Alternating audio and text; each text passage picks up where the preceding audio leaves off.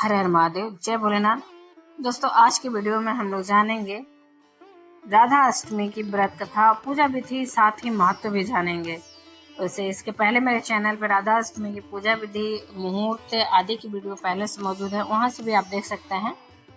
लेकिन आज की वीडियो में हम लोग कथा के साथ साथ सारी जानकारियों को लेंगे, तो अंत तक अवश्य बने रहिए। आपसे अनुरोध है, क्योंकि बहुत ही महत्वपूर्ण जानकारी होने वाली है।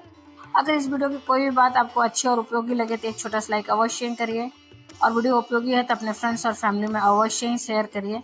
आपका एक लाइक हम लोगों को ऊर्जा और प्रेरणा देता है, वही एकमात्र जरिया है जिससे पता चलता है कि वीडियो आपको उपयोगी लगा और नए नए वीडियो लाने को हम लोग को प्रेरित करता है। दोस्तों, आप पहली बार मेरे चैनल पर आए हैं तो मेरे चैनल को सब्सक्राइब करिए, बेल नोटिफिकेशन अवश्य ही दबाइए, जिससे कि आने वाली वीडियो आपको समय से प्राप्त हो सके। कोई भी प्रश्न या सुझाव कमेंट बॉक्स में लिख सकते हैं।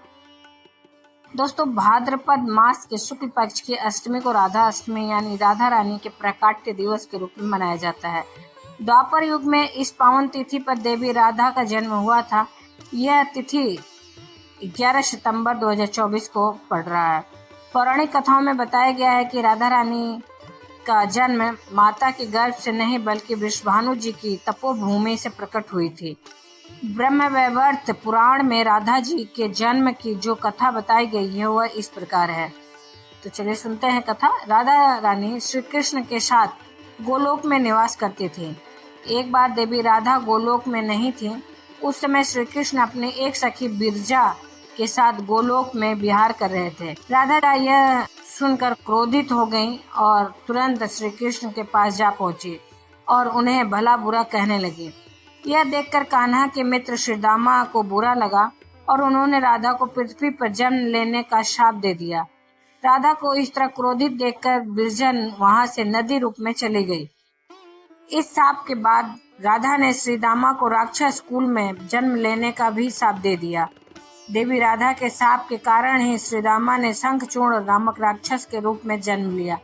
वही राक्षस जो भगवान विष्णु का अनन्य भक्त बना, और देवी राधा ने वृषभानु जी की पुत्री के रूप में पृथ्वी पर जन्म लिया। लेकिन राधा वृषभानु जी की पत्नी देवी कीर्ति के गर्भ से नहीं जन्मी। जब श्रीदामा और राधा ने एक दूसरे को शाप दिया, तब श्री कृष्ण ने राधा से कहा कि आपको पृथ्वी पर देवी कीर्ति और वृषभानु जी की पुत्री के रूप में रहना है। वहाँ आपका विवाह रायाण नामक एक वैश्य से होगा। रायाण मेरा ही अंशावतार होगा और पृथ्वी पर भी आप मेरी प्रिया बनकर रहेंगी। उस रूप में हमें विक्षोभ का दर्द सहना होगा। अब आप पृथ्वी पर जन्म लेने की तैयारी करें।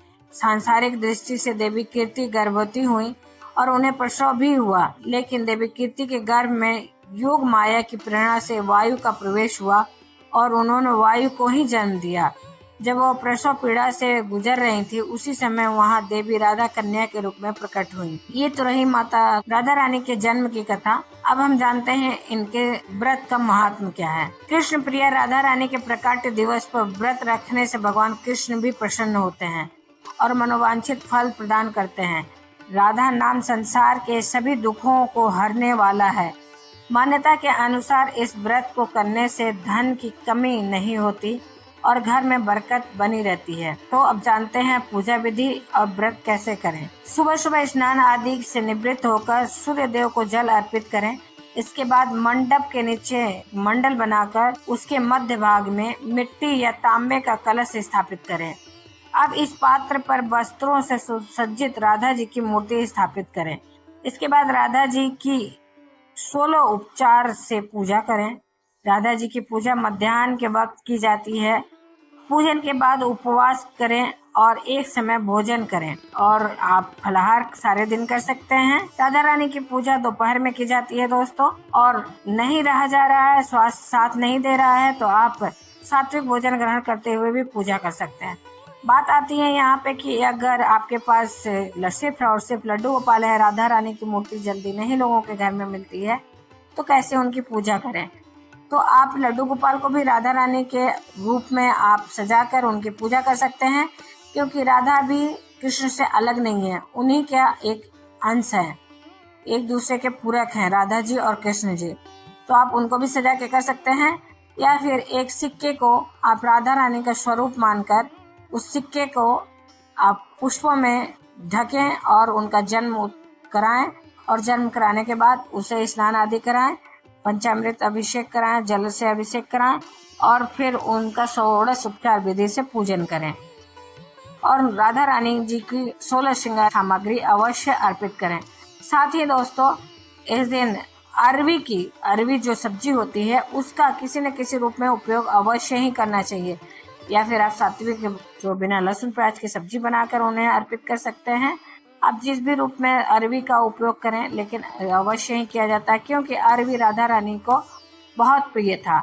जिस प्रकार से पंजीरी वगैरह कृष्ण जी के भोग में बनता है, उसी प्रकार से सभी विधि विधान उसी तरह से होंगे, कृष्ण जी की पूजा की तरह ही होंगे, लेकिन इनके भोग में अरवी विशेष रूप से लगाई जाती है दोस्तों। फिर उसके बाद पूजन के बाद उपवास करें और एक समय भोजन करें। अगले दिन श्रद्धा अनुसार सुहागिन स्त्रियों और ब्राह्मणों को भोजन कराएं, नहीं तो पारण के पहले आप दान की वस्तुएं अवश्य निकाल लें और दक्षिणा स्वरूप में पूजा के बाद भी कुछ न कुछ अवश्य अर्पित करें और पूजा के बाद कथा अवश्य सुने। ऐसी मान्यता है कि कोई भी व्रत बिना कथा के पूर्ण नहीं माना जाता है दोस्तों, इसलिए आपसे अनुरोध है कि कथा अवश्य सुने।